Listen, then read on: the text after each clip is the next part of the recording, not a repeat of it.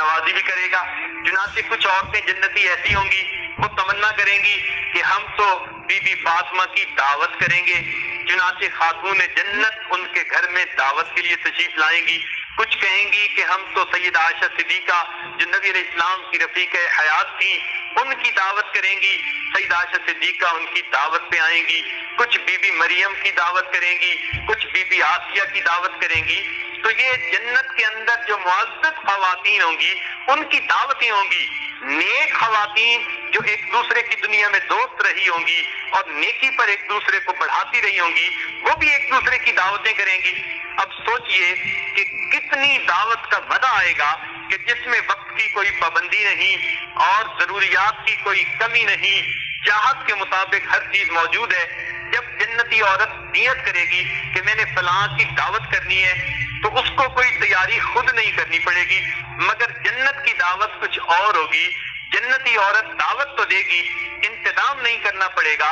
حدیث پاک میں آتا ہے یہ اپنے گھر کے لاؤنج کو یا اپنے گھر کے گارڈن کو کیسا تصور کرے گی کہ سیٹنگ ایسی ہونی چاہیے، اس کی سیٹنگ ویسے ہو جائے گی۔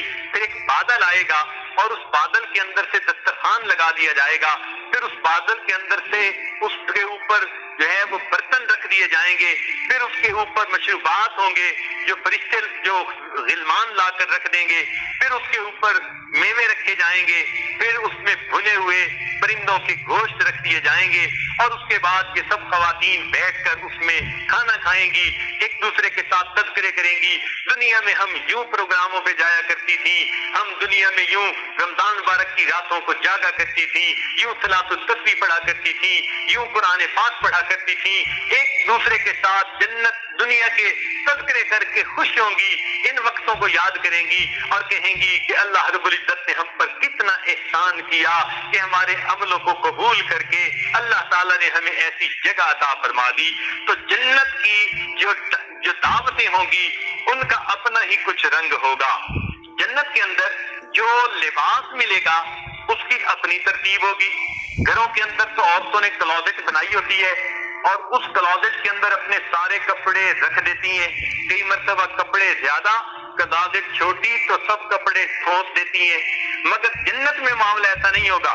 حدیث پاک میں آتا ہے کہ ایک درخت ہوگا انار کا، اور ہر انار ان کے لیے ان کے لباس رکھنے کا کلوزٹ بن جائے گی۔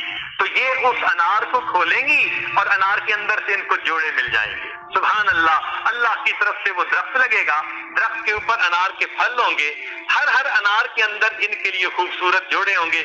آج تو کپڑے دھلوانے پڑتے ہیں اور ان کو استری کروا کے رکھنا پڑتا ہے اور تب جا کر یہ کسی مناسب موقع پر اس کپڑے کو پہن لیتی ہیں، مگر جنت میں تو ہر دم ان کو نئے کپڑے ملیں گے، دھونے اور استری کرنے کی بات ہی نہیں۔ اور وہ تیار کس فیکٹری میں ہوں گے؟ اللہ رب العزت کی مرضی کے مطابق انار کی اس فیکٹری کے اندر تیار ہوں گے۔ ہر ایک جوڑا وہ دوسرے سے مختلف ہوگا اور اس کی خوبصورتی کی انتہا نہیں ہوگی۔ حدیث پاک میں فرمایا جنتی عورت کے لباس میں 70,000 رنگ چھلکیں گے۔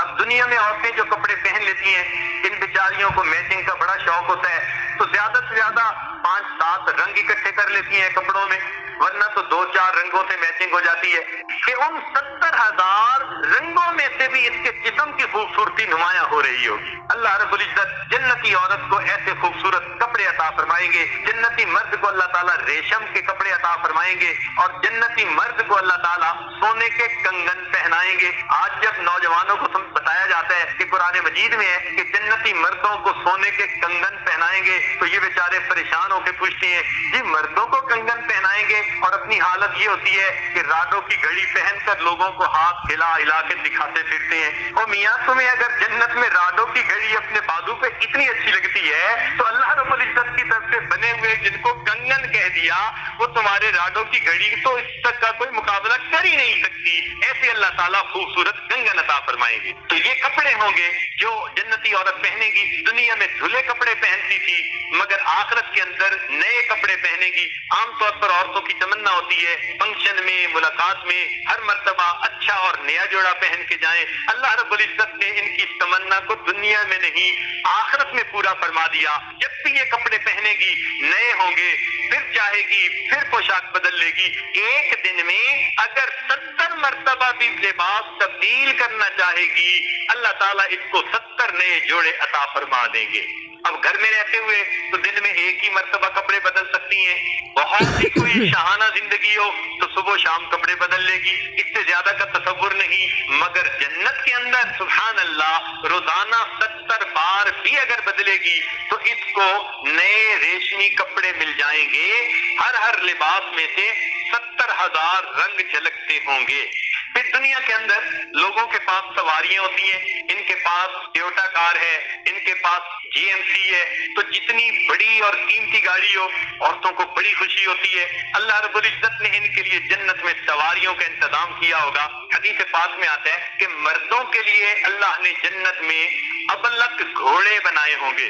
ابلق ایسے ہیرے کو کہتے ہیں جس میں سفیدی ہو، تھوڑی سی اس میں ایک کالی لکیر ہو۔ جب سفیدی ہو اور ہلکی سی کالی لکیر ہو تو بڑی خوبصورت لگتی ہے۔ تو اس رنگ کے ان کے گھوڑے ہوں گے جو ان کو اللہ رب العزت سواری کے لیے عطا فرمائیں گے۔ مگر عورتوں کے لیے اللہ تعالیٰ نے نجیب اونٹنیاں بنائی ہوں گی۔ اونٹنیوں کے اوپر کجاوے سجے ہوں گے جو سونے کے بنے ہوئے ہوں گے، اور ان کجاووں کے اندر گدے لگے ہوں گے، اور ان گدوں کے اوپر یہ آرام سے بیٹھیں گی۔ اب گھوڑے پہ سواری بھی ذرا سختی کا کام ہے، تو اللہ نے مردوں کے لیے یہ معاملہ کر دیا، لیکن عورتوں کو اللہ رب العزت نے اور زیادہ نرم اور آرام دہ جگہ عطا فرما دی۔ چنانچہ اونٹنیاں ہوں گی، اونٹنیوں پہ کجاوے ہوں گے، اور کجاووں کے اندر نرم گدے ہوں گے، خوبصورت ہوں گے، سونے چاندی کے بنے ہوئے۔ ان جو ہے کجاووں کے اندر عورتیں جو ہے یوں سمجھیے کہ دلہن کی طرح سج کر اس میں بیٹھیں گی۔ مگر اس میں ایک بات اور ہے، حدیث پاک میں یہ فرمایا گیا کہ جب یہ اونٹنیاں آواز نکالیں گی یا گھوڑے ہنہنائیں گے تو ان کی ہنہناہٹ عام دنیا کی طرح نہیں ہوگی، بلکہ ان کے ہنہنانے سے اتنی خوبصورت میوزیکل ساؤنڈ نکلے گی کہ یہ چاہیں گی کہ یہ بار بار ہنہنائیں اور ہم ان کی آواز کو بار بار سنتے رہیں۔ اللہ رب العزت سواریاں ایسی عطا فرمائیں گے۔ پھر دنیا کے اندر ہم نے دیکھا عورتوں نے گھر میں ٹیپ ریکارڈ رکھے ہوتے ہیں، اپنے کام کاج میں مصروف ہوتی ہیں، کبھی کسی کا بیان سن لیا، کبھی قرآن پاک کی تلاوت سن لی، کبھی کسی کی نعت سن لی۔ تو ان کو کام کاج کے دوران کچھ نہ کچھ سننے کو مل جائے تو پھر یہ بڑی خوش رہتی ہیں۔ یہ اور بات ہے کہ یہ ہر ایک کی سننا چاہتی ہیں سوائے خامد کے، اس کو یہ سنانا چاہتی ہیں اور باقی ساری دنیا کی سننا چاہتی ہیں، تاہم ان کو سننے کا شوق ہوتا ہے۔ تو جنت میں اللہ رب العزت نے ان کے لیے ٹیپ ریکارڈر کا انتظام کر دیا۔ حدیث پاک میں آتا ہے جنتی حوریں ہوں گی سینکڑوں کی تعداد میں، تو بستہ کھڑی ہوں گی۔ جب جنتی عورت اپنے محل کی سیر کرے گی تو یہ جہاں جہاں سے گزرے گی وہ جنتی حوریں قرآن پاک کی تلاوت کر رہی ہوں گی۔ اب یہ اپنے جو ہے خامن کے ساتھ بیٹھی ہوئی باتیں کر رہی ہے، اپنے بچوں کے ساتھ بیٹھی باتیں کر رہی ہے، اور دور وہ جنتی حوریں صف باندھ کر کھڑی ہیں اور وہ اللہ کے قرآن کی تلاوت کر رہی ہیں۔ یعنی یہ ٹیپ ریکارڈر ہے جو اللہ رب العزت نے ان کے گھر کے اندر بجا دیا ہے۔ وقت کی بات رہ گئی تو جنت کے اندر علامہ قرطبی رحمۃ اللہ علیہ نے یہ بات لکھی کہ انسانوں کو عصر کا جیسے وقت ہوتا ہے کہ نہ بہت روشنی ہوتی ہے دوپہر جیسی، نہ تاریکی ہوتی ہے رات جیسی، درمیان کا وقت ہوتا ہے، اچھا لگتا ہے، تو وہ وقت جنت کے اندر ہوگا۔ تاہم جنتیوں کو وقت کا احساس کیسے ہو سکے گا؟ ذہن میں کبھی کبھی یہ خیال آتا ہے تو حدیث پاک میں فرما دیا کہ جنت کے اندر چونکہ جنت کی چھت اللہ تعالیٰ کا عرش ہے اور اللہ تعالیٰ کے عرش کے پردے دن کے وقت اٹھا دیے جائیں گے اور رات کے وقت گرا دیے جائیں گے، تو جب فرشتے پردے ہٹائیں گے اور پردے گرائیں گے اس سے جنتیوں کو دن اور رات کے ہونے کا اندازہ ہو جائے گا۔ پھر کچھ وقت ایسے آئیں گے کہ جن میں جنت کے درختوں میں سے اچانک اللہ اکبر کی آوازیں نکلنی شروع ہو جائیں گی اور جنتی فرشتے بھی اللہ اکبر کہنے لگ جائیں گے۔ حدیث پاک میں آتا ہے کہ جیسے ہی اللہ اکبر کی آوازیں نکلیں گی تو جنتی لوگ سمجھ لیں گے کہ اس وقت میں ہم دنیا میں نماز پڑھا کرتے تھے۔ گویا ہر دن میں 5 مرتبہ خود بخود جنت کے درختوں میں سے ان کو اللہ اکبر کی آواز سنا کر ان کو اذان کی آواز کی یاد دلا دی جائے گی۔ پھر جمعہ کے دن کا ان کو پتہ اس طرح سے چلے گا کہ اللہ رب العزت ہر جمعہ کے دن جنتیوں کو اپنا دیدار عطا فرمائیں گے۔ تو جس دن ان کو اللہ کا دیدار نصیب ہوگا جنتی سمجھ لیں گے کہ یہ جمعہ کا دن ہے، گویا ایک ہفتہ گزر گیا، اور جنتی لوگ جمعہ کی انتظار میں رہیں گے۔ ہر مہینے کے ختم ہونے کا پتہ ان کو اس طرح سے چلے گا کہ اللہ رب العزت کی طرف سے ان کو گفٹ پیک ملیں گے، تحفے ملیں گے۔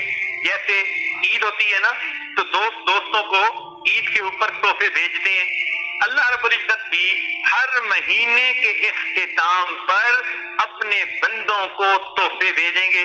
بات بھی سمجھ میں آتی ہے کہ دنیا میں کوئی آدمی کسی کے نوکر ہو، خدمت کرتا ہو، مہینے کے بعد وہ تنخواہ دیتا ہے، تو جیسے دنیا کا مالک مہینے کے بعد تنخواہ دیتا ہے، اللہ رب العزت کی جنہوں نے بندگی کی اور اب انہوں نے ریٹائرمنٹ کی زندگی گزارنی شروع کر دی اور ان کو جنت میں اللہ نے عیش و آرام کا وقت دیا، تو ریٹائرمنٹ میں بھی تو آفس والے کچھ بھیج دیتے ہیں۔ تو اللہ تعالیٰ ہر مہینے اپنے جنتی بندوں کو تحفے بھیجیں گے، یہ گفٹ پیک کیے ہوئے ہوں گے، تو ہر بندے کو دل میں یہ کریز رہے گا کہ دیکھیں مجھے اللہ کی طرف سے کون سا تحفہ ملتا ہے۔ تو خاوند اپنا تحفہ کھولے گا اور دیکھ کے خوش ہوگا، بیوی اپنا تحفہ دیکھ کے خوش ہوگی، بچے اپنا تحفہ دیکھ کے خوش ہوں گے۔ ہر ایک کو انتظار ہوگا کہ مہینے کے بعد اللہ کی طرف سے پھر فرشتے گفٹ پیکنگ لے کے آئیں گے۔ سوچئے تو صحیح کہ کسی دوست کی طرف سے گفٹ پیکنگ آ جائے کتنی خوشی ہوتی ہے۔ جب پروردگار عالم کی طرف سے یہ ملیں گے تو وہ کتنے خوبصورت ہوں گے، اور ان کو دیکھ کر اور وصول کر کے انسان کو کتنا مزہ آئے گا۔ عید کا پتہ جنتیوں کو اس طرح سے چلے گا کہ اللہ رب العزت سال میں عید کے موقعوں پر جنتیوں کو دعوت کے لیے بلائیں گے، تو جب جنتیوں کو دعوت کا پیغام فرشتے پہنچائیں گے تو جنتی سمجھ جائیں گے کہ ہماری عید کا وقت آ گیا۔ تو دنیا میں تو عید ہم ایسے مناتے ہیں کہ زیادہ سے زیادہ چند سویٹ ڈشز بنا لی یا کچھ اور کھانے بنا لیے، لیکن آخرت کے اندر جنت میں ہر عید کے دن اللہ رب العزت اپنے بندوں کو خود دعوت کھلائیں گے۔ اب سوچئے اللہ رب العزت دعوت کرنے والے ہوں گے اور جنتی کھانے والے ہوں گے، پھر اس دعوت کا کیا مزہ ہوگا، ہم تو اس کو اپنے دماغ سے سوچ بھی نہیں سکتے۔ تو وقت کا جنتیوں کو ایسے پتہ چلے گا۔ اب آئیے ذرا اس سے زیادہ اہم چیز کے ساتھ جس کا عورتوں کو ہر وقت بڑا خیال رہتا ہے، اس کو کہتے ہیں حسن و جمال۔ یہ عورتیں حسن و جمال کی شیدائی، خوبصورت مکان دیکھیں وہ انہیں پسند، خوبصورت لباس دیکھیں وہ انہیں پسند، کوئی بھی خوبصورت چیز دیکھیں ان کا جی چاہتا ہے کہ ہم اسے حاصل کر لیں۔ اپنے بارے میں ان کے دل میں تمنا ہوتی ہے کہ میں ایسی ہوں بن جاؤں کہ حسن و جمال کی میں ایک یعنی نمونہ بن جاؤں، ان کے دل کی یہ تڑپ ہوتی ہے، اور اللہ رب العزت نے ان کو حسن و جمال عطا بھی کیا۔ اس لیے قرآن پاک میں فرمایا وَلَوْ أَعْجَبَكَ حُسْنُهُنَّ، اگرچہ تمہیں ان کا حسن بڑا متعجب کر دے، حیران کر دے، تو حسن کے لفظ کی نسبت اللہ نے قرآن میں عورتوں کی طرف کی۔ 2 لفظ یاد رکھنا، ایک لفظ حسن ہے اور ایک لفظ وقار ہے۔ اللہ رب العزت نے حسن عورت کو عطا کیا، وقار مردوں کو عطا کیا۔ تو مردوں کی شخصیت کے اندر وقار ہوتا ہے اور عورتوں کی شخصیت کے اندر حسن ہوتا ہے، اور دونوں کی اپنی اپنی کشش ہوتی ہے۔ عورت کو حسن میں کیوں آگے بڑھا دیا، یہ ایک نقطہ طالب علم کے ذہن میں پیدا ہوتا ہے، تو اس کا جواب مفسرین نے یہ لکھا کہ اللہ رب العزت نے حضرت آدم علیہ السلام کو کھنکتی مٹی سے بنایا، تو چونکہ ان کو کھنکتی مٹی سے بنایا، اگر کام کا وقت دیا تو ریٹائرمنٹ میں بھی تو آفس والے کچھ بھیج دیتے ہیں، تو اللہ تعالیٰ ہر مہینے اپنے جنتی بندوں کو تحفے بھیجیں گے، یہ گفٹ پیک کیے ہوئے ہوں گے، تو کہ میں ایسی ہوں، بن جاؤں کہ حسن و جمال کی میں ایک یعنی نمونہ بن جاؤں، ان کے دل کی یہ تڑپ ہوتی ہے، اور اللہ رب العزت نے ان کو حسن و جمال عطا بھی کیا۔ اس لیے قرآن پاک میں فرمایا وَلَوْ أَعْجَبَكَ حُسْنُهُنَّ، اگرچہ تمہیں ان کا حسن بڑا متعجب کر دے، حیران کر دے، تو حسن کے لفظ کی نسبت اللہ نے قرآن میں عورتوں کی طرف کی۔ دو لفظ یاد رکھنا، ایک لفظ حسن ہے اور ایک لفظ وقار ہے۔ اللہ رب العزت نے حسن عورت کو عطا کیا، وقار مردوں کو عطا کیا۔ تو مردوں کی شخصیت کے اندر وقار ہوتا ہے اور عورتوں کی شخصیت کے اندر حسن ہوتا ہے۔